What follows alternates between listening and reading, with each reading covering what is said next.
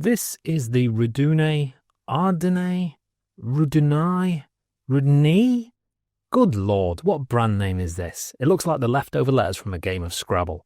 So this is the Scrabble letters RA05, a military-inspired field watch with just the right amount of vintage. I haven't seen many reviews for Rdunae watches on YouTube, and that's probably because nobody can even spell it, but I took a bit of a punt on this one. At the end of the video, I'll show you some good alternatives at a similar price, and all of them I guarantee will have better brand names. Let's get on with talking about the RA05. I paid £38 for this watch, and I bought it for one reason: that magnificent, bulbous, sexy, domed crystal. Just look at it. It looks like the car that Homer Simpson designed.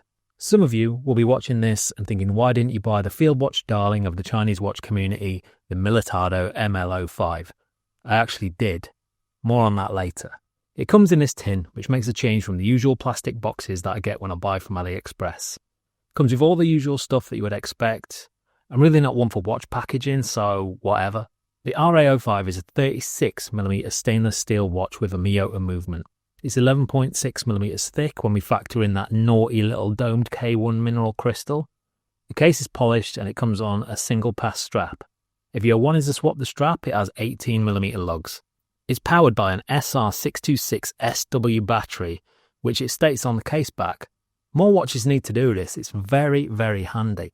The spec is decent, but it isn't hitting Militado or Bernie levels, where you would probably get sapphire crystal and a VH31 movement too. You don't get that here. But we don't buy everything based on spec, do we? Otherwise Apple would be out of business. We've got a classic field watch design, but this one very much leans into the vintage style. What I've learned about buying field watches is that because they all look the same, as long as my wife isn't around when they're delivered, she won't actually be able to tell that I've got a new watch. The rather obvious downside to this is that my watch collection now entirely comprises from watches that almost look identical to each other. Swings and roundabouts, I guess. The dial design is very much a classic field watch. We've got large 1 to 12 Arabic numerals with smaller 13 to 24 numerals inside. On the outer track, we have minute markers, which is a nice touch, and that also makes the face just appear a little bit smaller than it actually is. There's nothing wrong with having a small face, though. Leonardo DiCaprio's done very well with it. Also worth noting that there's no logo. Now, typically, I don't go for sterile dials. They always just look like there's something missing, but on this watch, with this particular dial design, I think it works okay. We've got syringe-style hands for the hour and minutes, and the second hand has got a lovely little counterbalance to it too. On the hands, we've got a peach colour, which gives off a faux patina vibe, again adding to that vintage aesthetic. I've got a lot of time for the dial design here. Pun very much intended there. And look at this for a total rarity. The second hand is hitting the markers like its life depends on it. Wow, whatever next. Onto that domed crystal, the main reason that I bought this watch. It's completely impractical, because if this watch takes a whack, it's going to be on that crystal. But I just can't help but like the way it looks. You get a bit of distortion at the edges at certain angles, and I think that just adds to it. We've got a polished case design, which is probably the one thing that I'm not sold on here. It's polished well, but a polished field watch seems wrong to me. Maybe it's more historically accurate? Someone far more knowledgeable than me will be able to answer that one. So that's anyone beyond the age of about 9, give or take. I like the crown design. Again, it feels quite vintage and it's a great size. Big enough to have a little bit of presence without overplaying its hand. It's quite hard for me to be objective in this review because I absolutely love this watch. It's pretty much stayed on my wrist since I bought it. Earlier on, I mentioned the Militado ML05. You can barely move for reviews of that watch. And it's got a similar look to the RA05, so it seems worth mentioning in this review too. Here they are together. You can't tell, but the Militado is giving the Rdunae a glare. I think it's a jealous glare. My review of the Militado will be coming in a few weeks, so whatever you do, don't subscribe. Just keep reloading my channel in the hope that I've got around to making the review. That seems like a good use of your time. Time to talk about the strap. The strap sucks. It's a single pass strap and it feels a bit scratchy.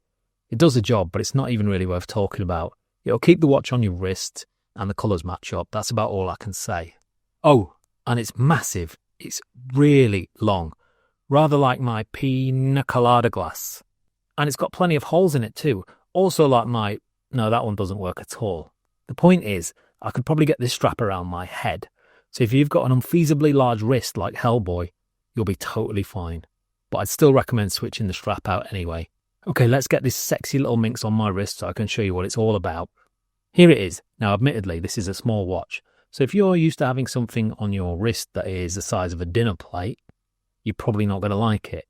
Personally, I think it's a great fit, wears really well, and is light too. It's exactly what I want from a field watch. There when you need it, more or less invisible when you don't. Exactly like my wife. I really hope she didn't hear that. Let's take a look at that Lume. It does a job and it looks cool. But does it last as long as I'd like? Not really. But I could say the same about my paycheck. What I've found with these watches with average Lume, yes, it runs out pretty quickly, but if I wake up in the night, I can usually still tell the time. So it is functional, but it's a long way off those Addis dive watches where the Lume is spectacular. Obviously, this review is incredibly biased, and that bias is almost entirely just because I really like the design of it. Objectively, it could have a slightly better spec, and the strap could be better. Oh, and that dome crystal is going to take a beating. I kind of wish that it was acrylic, so if it does pick up any damage, I could just sand it away. You can't do that with mineral crystal, unfortunately, but I love the watch, and nothing is going to stop that. It's time to look at some alternatives if this one isn't up your street. You're wrong, but let's do it anyway. And I did guarantee they would all have better brand names, so here goes. Obviously, first up is the Militado ML05. Classic field watch design, sapphire crystal, 100 meters of water resistance, VH31 movement. It's an absolute beast, and it comes on a very similar looking, but much better quality strap. Next up is the Rdunae RA05 AX9. You're getting a 38mm stainless steel case, 100 meters of water resistance, mineral crystal, and that fully loomed dial.